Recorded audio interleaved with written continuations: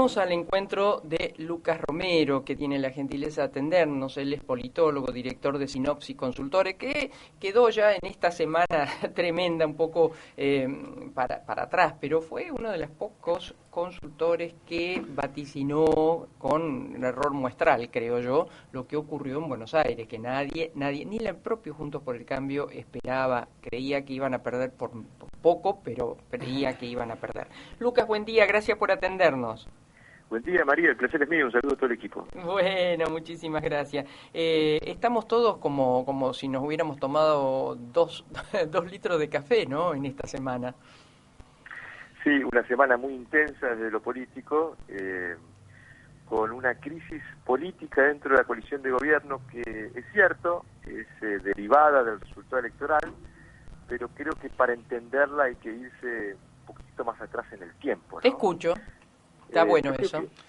Sí, yo creo, a ver, este es un proceso político que, tuvo un origen muy particular, ¿no? El liderazgo presidencial tiene un origen, un vicio de origen que es no solo esta cuestión de que la simetría de poder entre la vicepresidenta que nomina al presidente y el presidente que finalmente es designado luego de esa decisión, sino también que los propios miembros de la coalición, no consensuaron la candidatura de Alberto Fernández, sino que aceptaron el ofrecimiento de Cristina Fernández de Kirchner como una prenda de unidad para efectivamente verificar y obtener un triunfo electoral. Ese vicio de origen, ya le puso al liderazgo presidencial una limitante, pero además este es un presidente que no ha podido consolidar su liderazgo en el ejercicio, conoce como legitimidad de ejercicio. Los resultados de gestión no han sido satisfactorios desde el punto de vista económico, desde el punto de vista sanitario, pero además teníamos en la escena una serie de escándalos que habían afectado seriamente la credibilidad, la autoridad presidencial. Por eso decíamos, María, antes de la elección, ya en la escena teníamos una crisis de la legitimidad del liderazgo presidencial y advertíamos que un escenario desfavorable desde el punto de vista electoral podía profundizar aún más esa crisis. Bueno, lo que vivimos esta semana es consecuencia de esa crisis y consecuencia de que hubo dentro de la coalición desacuerdos respecto de dos cuestiones esenciales, que es interpretar el resultado y reaccionar frente a él. Y el desacuerdo claramente lo pudimos conocer el miércoles gracias a que los protagonistas hicieron público su desacuerdo. Claramente la vicepresidenta reclamaba por parte del presidente una reacción mucho más fuerte, firme, frente al resultado, reestructurando su gabinete, porque entendía además e interpretaba que ese resultado era consecuencia de los errores de gestión, de los errores de política económica, y un presidente que intentaba mantener su gabinete hasta noviembre tratando de corregir algunas políticas. Bueno, ese desacuerdo produjo esa crisis política que derivó finalmente en una corrección del diagnóstico original por parte del presidente, porque creo que la crisis se origina por un error de diagnóstico del presidente de no reconocer su condición de debilidad luego de la derrota electoral. Bueno, decide efectivamente hacerle caso a la vicepresidenta, reestructura su gabinete y bueno, ahora tendremos un nuevo gabinete y veremos con qué dinámica el oficialismo se encamina hacia la elección de noviembre en un escenario muy complejo porque los desafíos económicos que hay por delante todavía son de gran magnitud.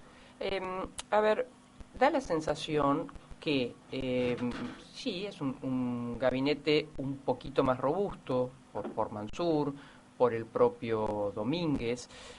No me quiero meter... Aníbal, que se va a llevar todas las marcas en el fútbol, ¿no? Justamente ahí no me quería meter. ¿Por qué? Y porque es un personaje de la política. Puede ser Pato Gallareta, decían en mi ciudad, ¿no? O sea, puede salir para un lado para el otro.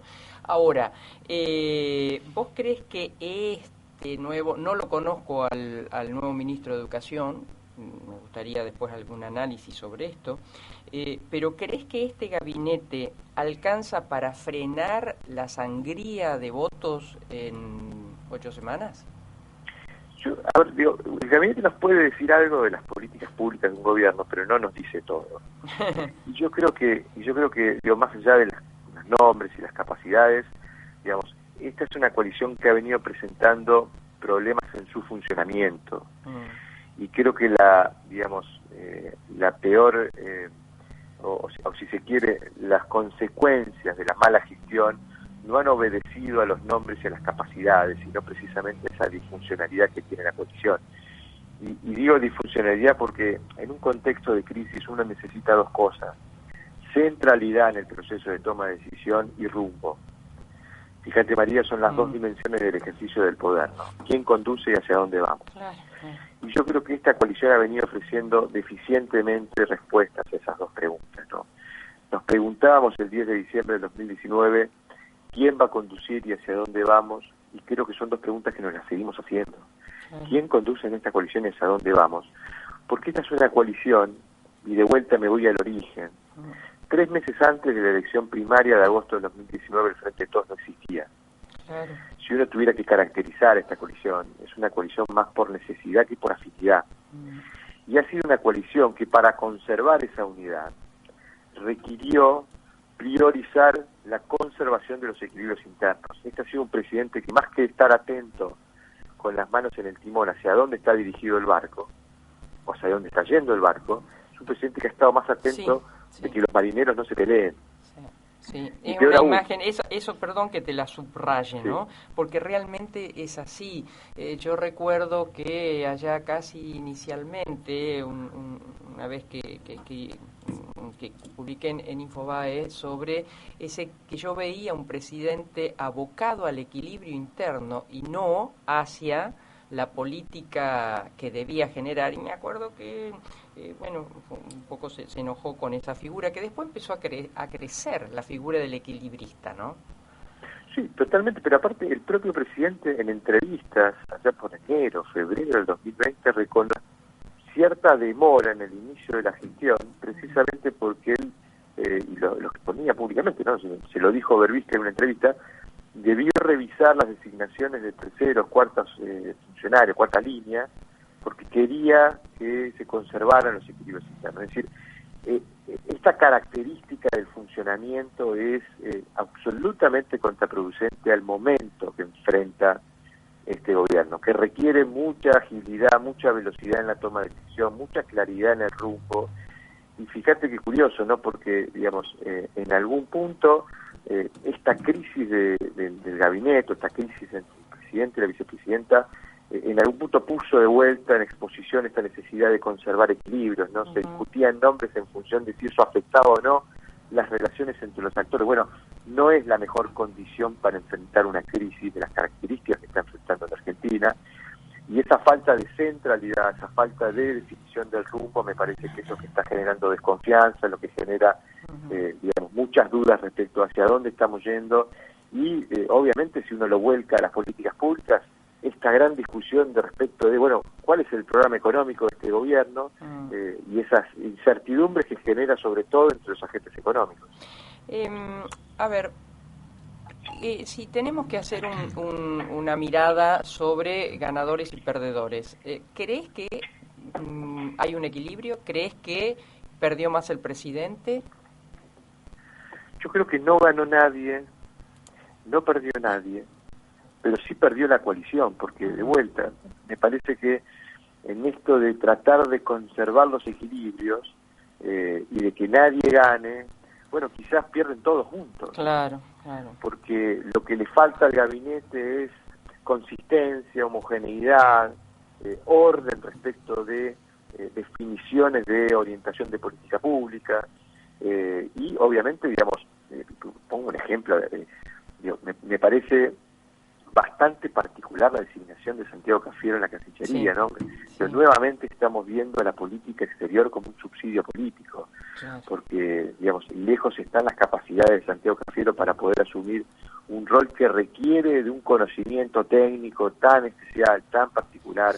Hemos visto por parte de este gobierno una utilización de la política exterior como una herramienta de política doméstica, ¿no? Designando a funcionarios salientes del gabinete en embajadas como si fueran una especie de jubilaciones o retiros. Es decir, me parece que, digamos, se ha utilizado la designación del gabinete para hacer política, pero no doméstica interna en el sentido del país, política interna dentro de la coalición, ¿no?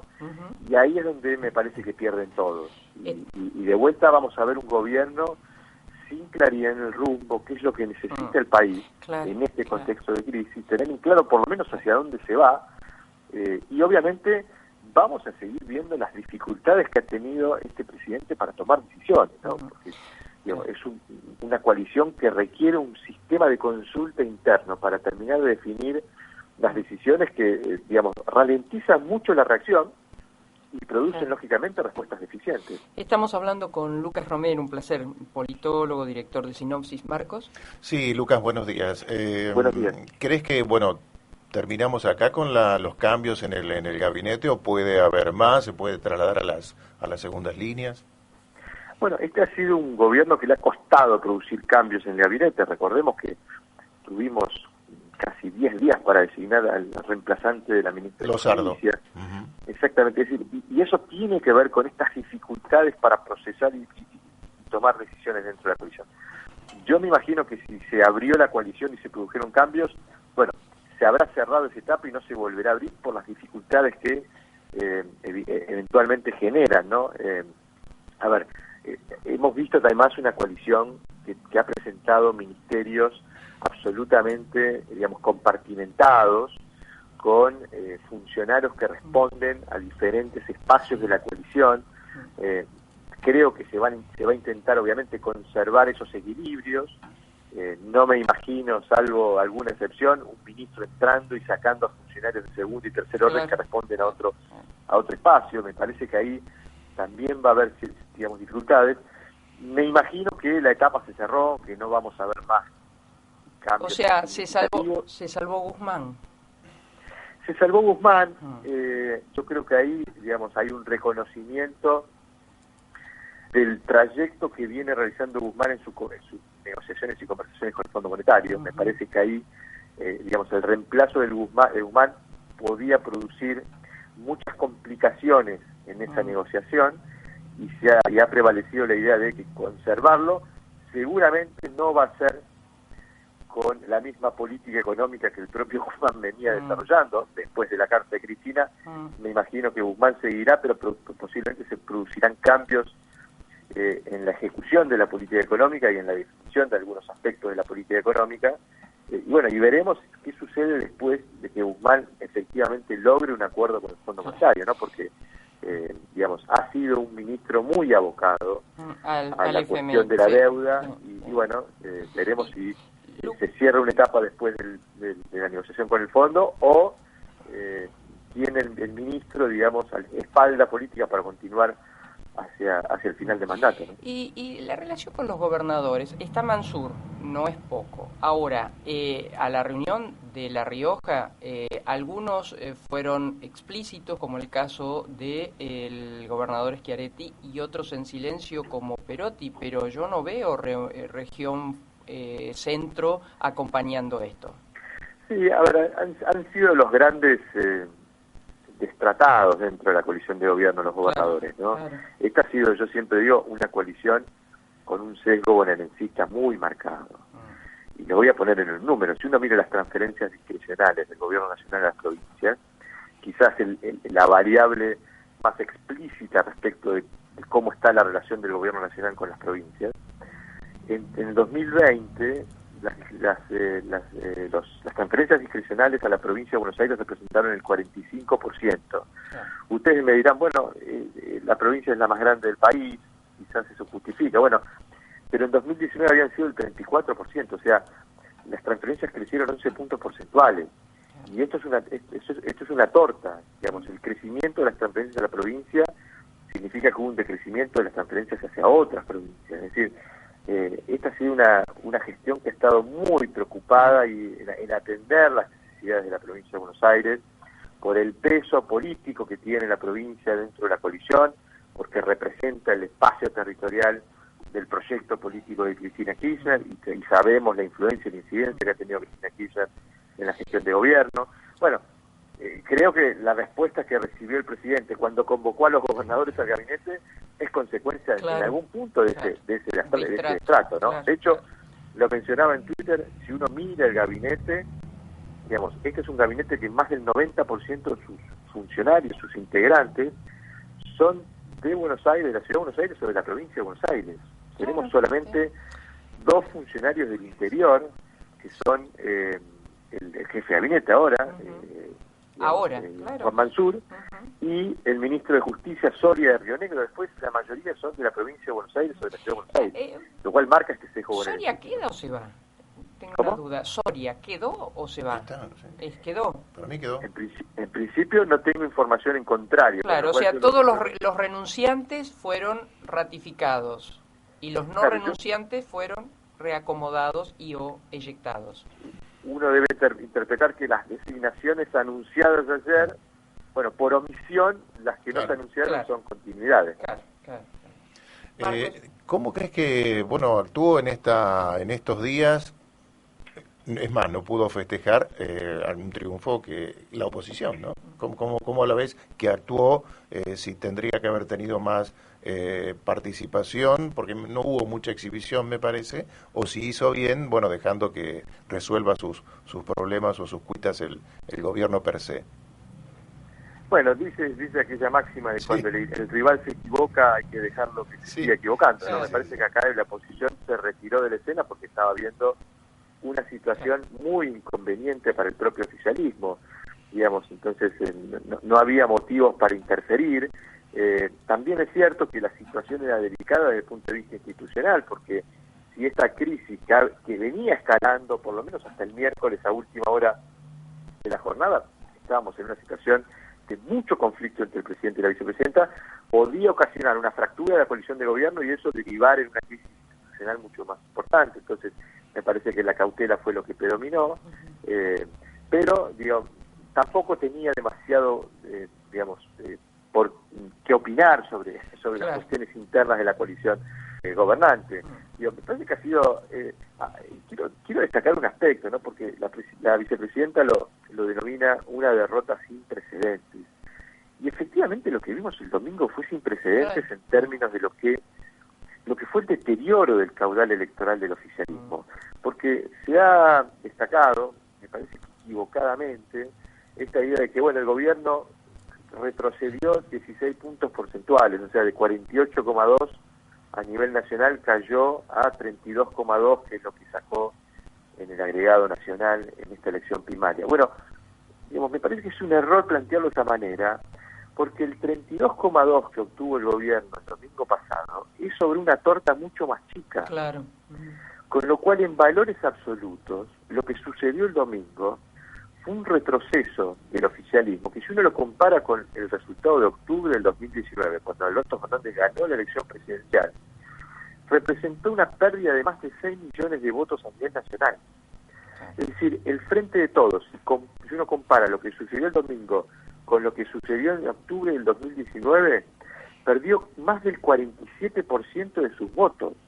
O sea, fue un retroceso fenomenal en términos de apoyo.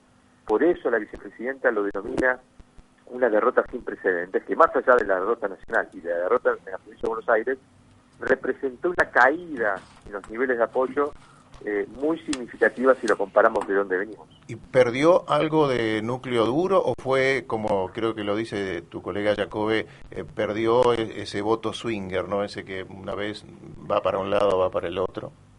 Yo creo que incluso perdió parte de un voto que seguramente hubiera sido un voto al Frente de Todos, que no estuvo por ausente.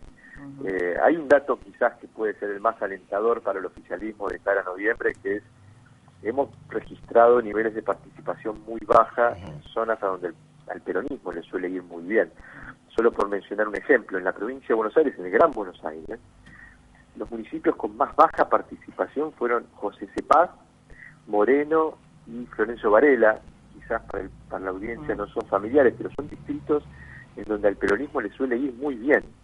Distritos del tercer cordón del Gran Buenos Aires, de zonas de bajos ingresos, que suelen apoyar y mucho y fuerte al peronismo, y en donde se registraron niveles muy bajos de presencialidad el domingo. Entonces, quizás ahí hay una expectativa de ver si se convoca a esa gente a votar y eventualmente esa gente manifiesta su apoyo al Frente de Todos. Bueno, podremos ver al Frente de Todos recuperar algo de terreno. No me inclino a pensar que pueda revertirse el resultado electoral, pero en todo caso, digamos, observamos ese fenómeno de baja participación en zonas a donde el peronismo le suele ir muy bien.